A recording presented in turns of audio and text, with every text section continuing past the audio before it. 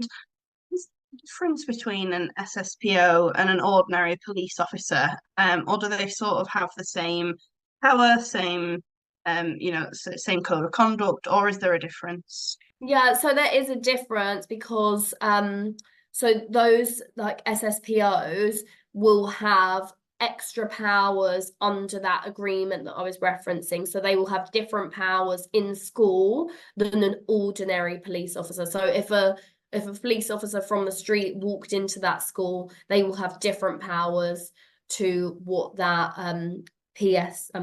SSPO, too many acronyms, has. So there is that difference.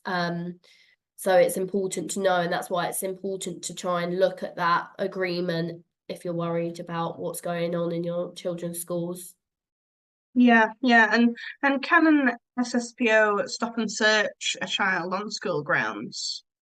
So again, it depends and varies like school by school because of what's within those agreements. But Mm. likely, I would imagine with most of them, that may be within their agreement. That may be one of the reasons why they've got them in the school in the first place. If there's a particular issues with knives coming into schools or things like that, I think it sounds likely that most will have those powers, but again, it depends and varies agreement by agreement.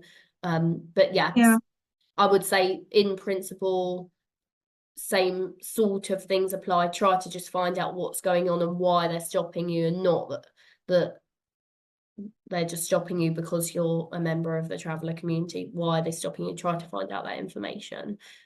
Yeah, yeah, and I think that's really valuable. The point you make around you really have to do your own research on your child's school, because hearing a story from another parent in another part of the country, even though it's likely that similar things apply, school to school, it could actually be quite different. So it's really worth going in to speak to the school or looking on the website